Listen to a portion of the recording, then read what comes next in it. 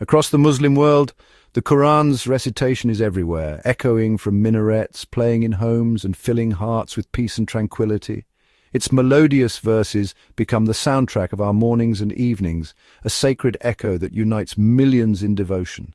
The sound of the Quran is not just a ritual, it is a reminder of faith, a call to reflection and a source of comfort in times of uncertainty. We honor the mushaf, placing it high above our heads, handling it only with wudu, and treating it with utmost reverence. The physical respect we show the Quran is a reflection of the deep love and awe we hold for the words of Allah. We pass this reverence to our children, teaching them to memorize its verses, to recite with care, and to cherish every word as a treasure. In madrasas and homes, generations are raised with the Quran as their guide. But when the recitation ends and the pages are closed, does its guidance truly shape our actions, our choices, and our character? Do we let its wisdom influence the way we live, or does it remain only on our tongues?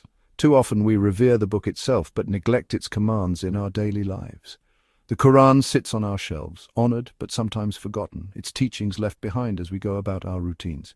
We defend the Quran's honor if it's insulted, standing together in solidarity and raising our voices to protect its sanctity. But are we as passionate about living by its principles, showing kindness, justice, and honesty in our daily interactions?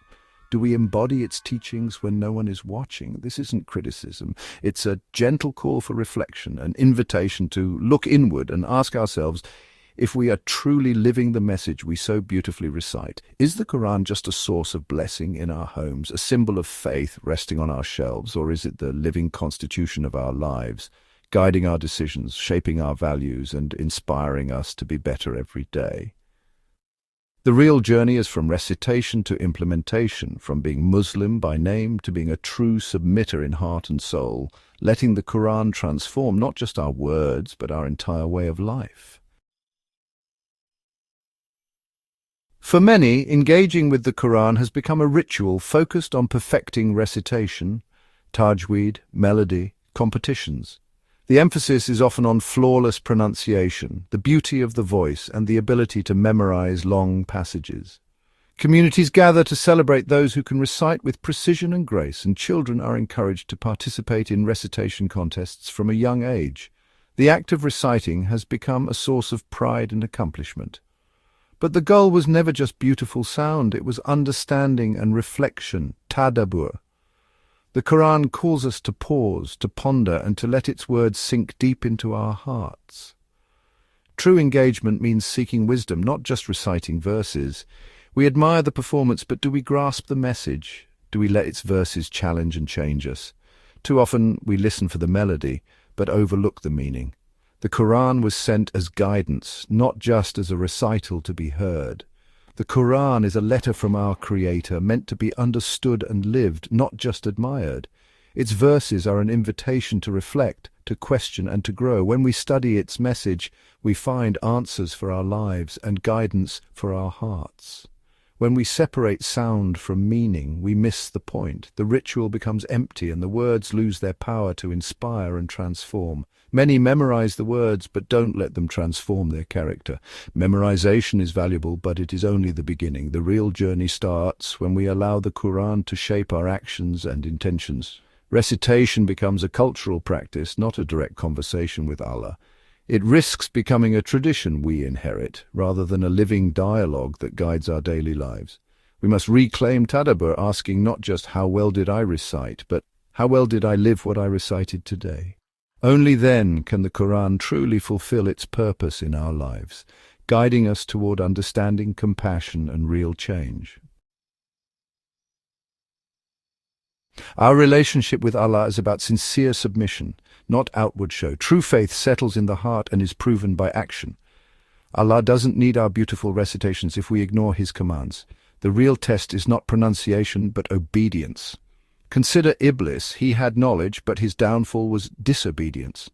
We often focus on rituals and minor debates while neglecting the Quran's core ethical teachings. True obedience is prioritizing what Allah prioritizes: honesty, kindness, justice, and humility. Being a practicing Muslim is more than rituals. It's aligning our entire life with the Quran's guidance.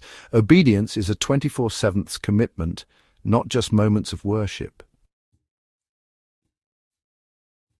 The gap between recitation and action is most obvious in our social and financial dealings. The Quran warns against corruption, cheating, and injustice. Yet these are common in our communities. Many recite verses forbidding riba but still engage in interest-based transactions, separating faith from finances. The Quran commands justice and compassion, but we often see exploitation, racism, and neglect of the needy. These are not minor sins. They betray the Quranic worldview. On Judgment Day, the Quran will testify for or against us based on whether we lived its teachings. Our actions are the true test of belief. When they betray the words we recite, we're in spiritual danger. We've divided ourselves into sects despite Allah's command to hold firmly to His rope, the Quran, and not become divided. Instead, we cling to labels and traditions, filtering the Quran through sectarian lenses. The authority shifts from Allah's word to group consensus or scholars' opinions. This leads to innovations and distractions from the Quran's core principles: unity, justice, and mercy. We argue over secondary issues, neglecting the foundation. Allah warns against splitting into sects, each rejoicing in its own way. The only way out is to return to the Quran as our primary guide and identity as Muslims. Only then can we hope for the unity Allah commanded. The greatest danger in this disconnect is hypocrisy, reciting the Quran while ignoring its commands. When our lips move but our hearts remain untouched, we risk turning the most sacred words into empty sounds, missing the transformative power they hold. On Judgment Day, our labels and rituals won't save us. Only a sound heart, sincere and obedient, will matter. The titles we carry or the groups we belong to will fade away, leaving only the truth of our intentions and the purity of our actions. Our actions, not affiliations, will be our true currency. Every act of kindness, every moment of honesty, every sacrifice for the sake of others, these are what will weigh in our favor.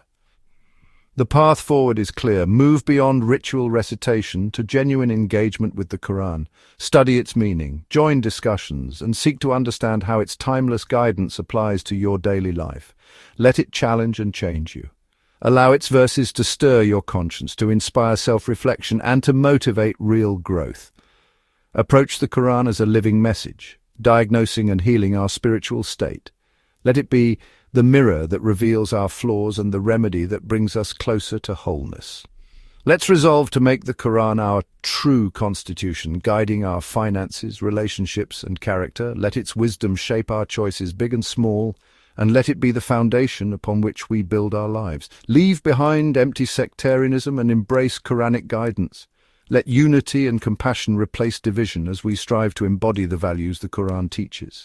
Transform your relationship with the Book of Allah from passive reverence to active submission. Let it move you to action, to humility, and to sincere devotion.